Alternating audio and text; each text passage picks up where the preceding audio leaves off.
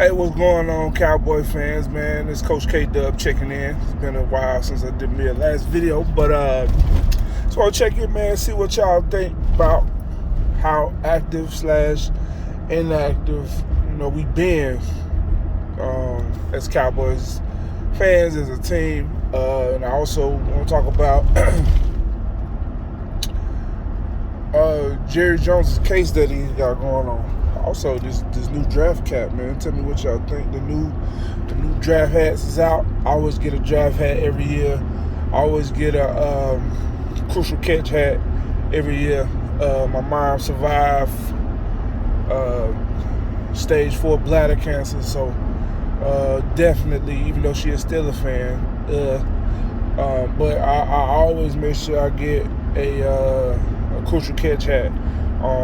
A lot of these videos you're going to see me with mostly Dallas Cowboys, Cincinnati Reds, Michigan State, LSU, and whatever team LeBron playing for. That's just what it is. But, like I said, man, the draft hats is cool, man. Got the big NFL logo on the side. I like that. I like the print that they got on here with the cursive, with the Dallas. I love this hat. Only thing I don't like about it is the snapback. But the draft hats, man, they nice, man. They nice. They real nice.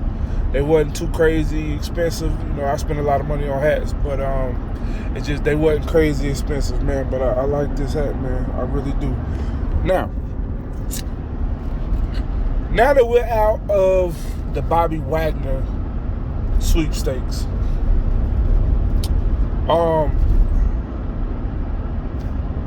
what's next?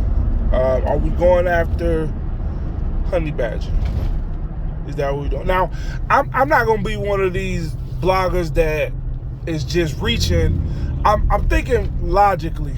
I would have rather had somebody on the second level of the defense, maybe even the first level with the D-line in the middle, because I think we'll be fine on the edge with Fowler and Dorrance Armstrong and Michael Parsons being able to play. I just felt like we got to bolster the middle. Now, they're saying Jabril Cox, and don't get me wrong, Cox can play. He played at LSU, which I'm a big LSU football fan. So I know all about Jabril Cox. And I'm not really mad at him playing. But for $10 million a year, we couldn't kick the tires on Bobby Wagner. Now, maybe he didn't want to be in Dallas. He is an LA guy. That is the same division as the Seahawks. And he'll get to play them twice a year. And kind of exact some revenge for just letting him go the way that they did, according to him. He didn't even know he was getting released. But, it's just hard for me as a Dallas Cowboys fan to trust the organization at this point, because everything that we've done this offseason makes no sense. None of it makes sense. So you release Amari Cooper, and now we have to pay him to go play somewhere else. That's crazy to me. Like, he's still getting paid, a handsome salary to play somewhere else. That makes no sense to me.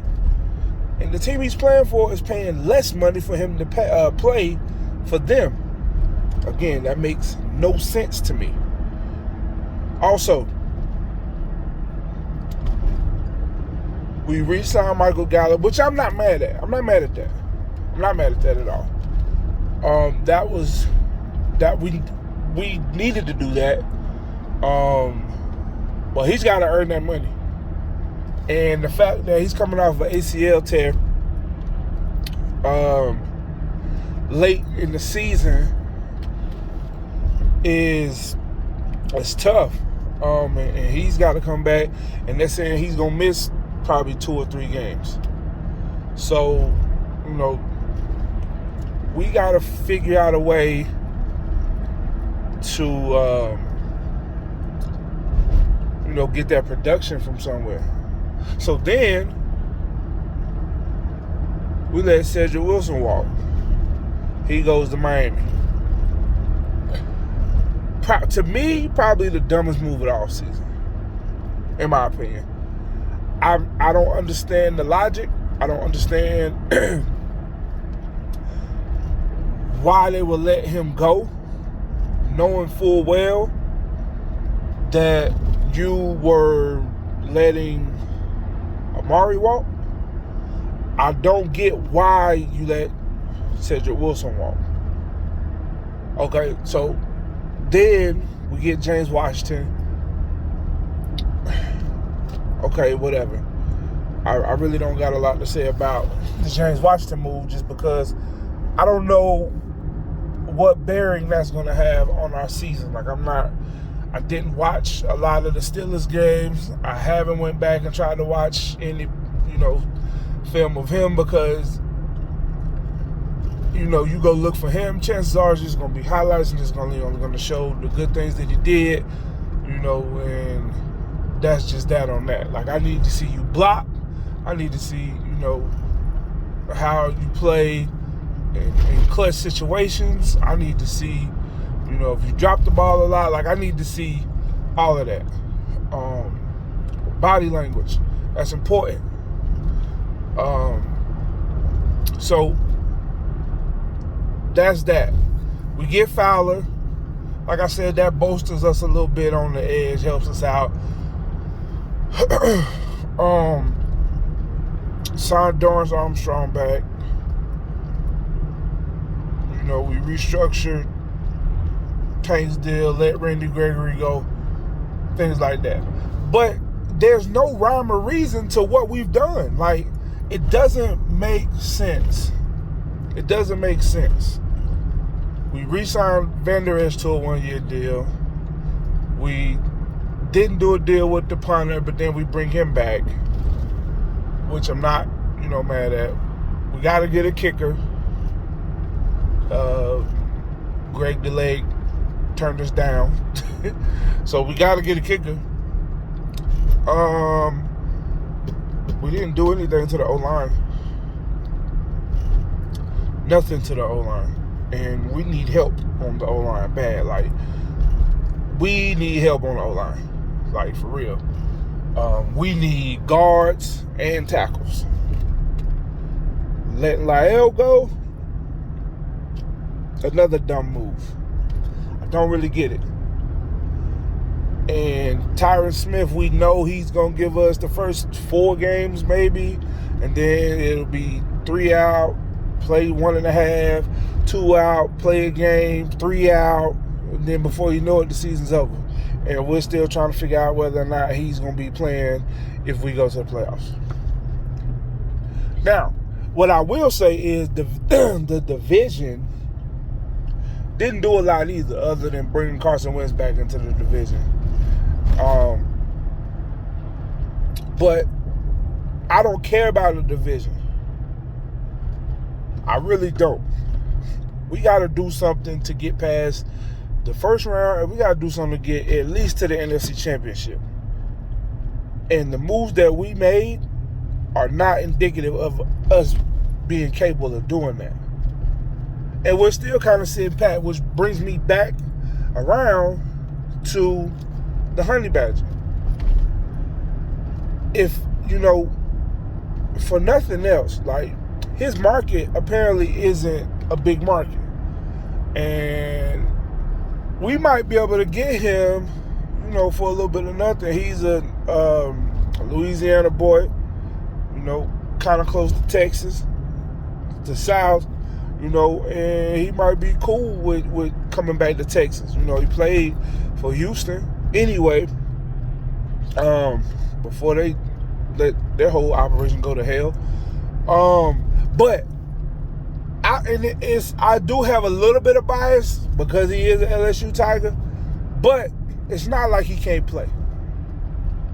And he's a leader, and he could definitely show up, a lot of mistakes in that defensive backfield. And I think with the help of Dan Quinn, that could be a good situation for both sides, for him and for the Cowboys defense. I think that could be, something huge. So we got to do something, man. Like, the moves that we made, it's not enough. It ain't enough. Like, it's really not enough. And I can't stress that enough. Like, we got to do something. Like, in the draft, they're going to get it, because it's not like, we're going to find another Michael Parsons. You don't strike like that. That's not something that happens over and over. Yeah, we draft pretty well for the most part, but we got too many holes to be trying to just, because after, first round, second round, and I say after the third round, it's hit or miss.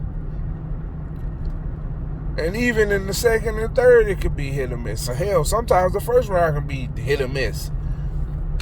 So we gotta figure it out. I don't know, if we're gonna try to trade up, move back. What are we doing? Devontae Parker just got traded in the division for a third-round pick.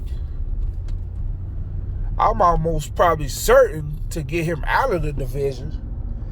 Cowboys could have offered something else and probably got him. I would have been happy with that.